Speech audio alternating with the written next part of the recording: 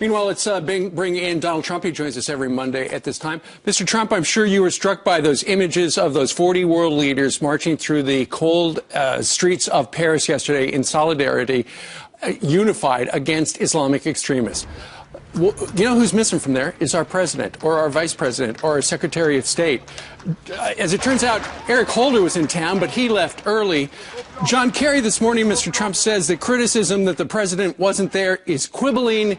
The president's team, however, says, you know, if he would have been there, his security team would have been so big it would have been distracting from what was going on.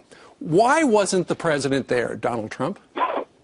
Well, I think he would not have had to been there, but somebody at a high level should have been, whether it's Kerry or the vice president. Somebody had to be there. There's no question about it.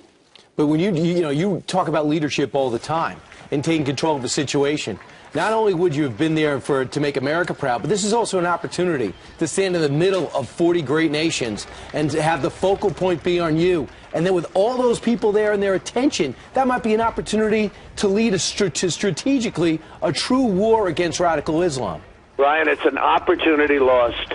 We lose all of our opportunities. This country is losing opportunity after opportunity. It's just another one lost. I mean, he could have had, whether he's there or Biden is there or Kerry is there, and, I mean, somebody should have been there. And as you said, the Attorney General was in Paris, so he could have been there. But I would have said the Vice President, at a minimum, should have been there. It was a sort of an amazing display. And these were the world leaders. These were the top people from the top countries, and we were represented at a very low level. You know what, Donald Trump? This administration sent 3 or 4 White House aides to the Michael Brown funeral out in Ferguson, Missouri. They sent that many, and, the ambassador for France was there yesterday, a former Obama bundler, but that was it.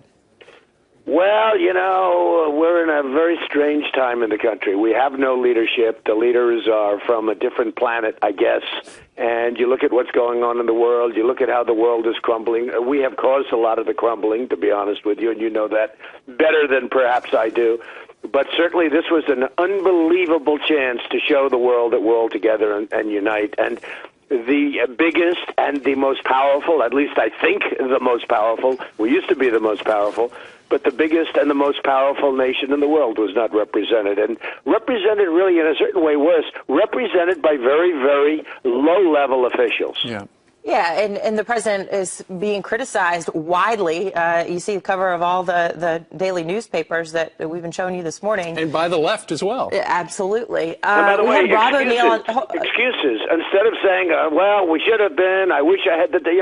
It's like excuses, like it was okay, it was fine. Always excuses. They never admit anything. I'm not saying you have to do that, but it's always excuses with this leader. Donald, we had Rob O'Neill on the show earlier, the former Navy SEAL, of course, who killed Osama bin Laden. He says that terrorists are evolving around the world and that we all need to stand together. Listen to this, and I want you to respond. What we're seeing here is the enemy is really good at seeing what we're doing and evolving. So, we had them in Afghanistan. They left. They went to Yemen. We left Iraq. They're going to Iraq. We need more better alliance solidarity, especially now with our Arab partners, and then we need to go in their military a little bit, and also with education. So, Donald, how do you respond to this, as well as where we are going to be seeing the president today?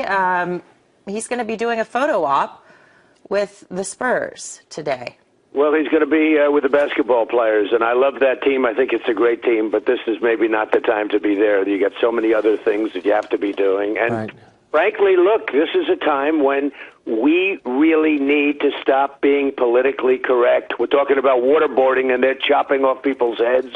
I mean, these people must be laughing at us as we talk about the various forms, not of torture, of less than torture, and they're cutting off people's heads and shooting people in the face. And we're worried about being politically correct all the time. They must be laughing at us. They have no fear, believe me. Right. Let's talk about 2016, if we could.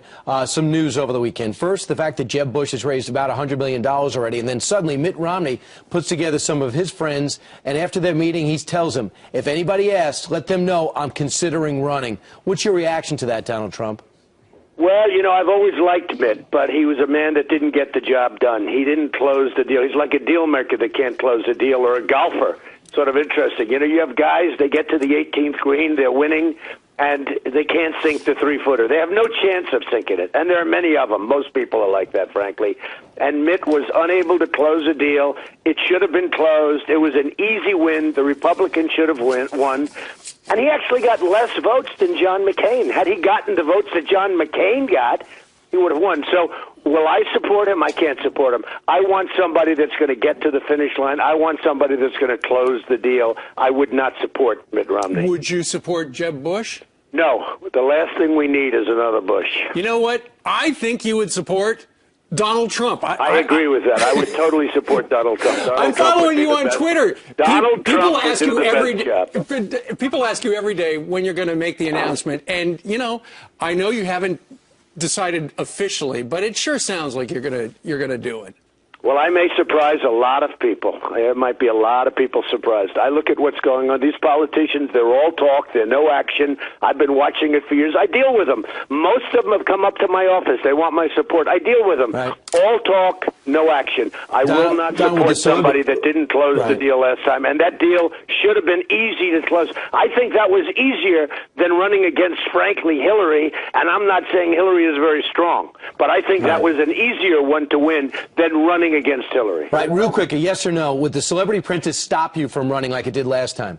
No, because it's going to be over. And by the way, as you know, the ratings are through the roof. We're happy about that and all of that. But no, in another 6 weeks, that ends.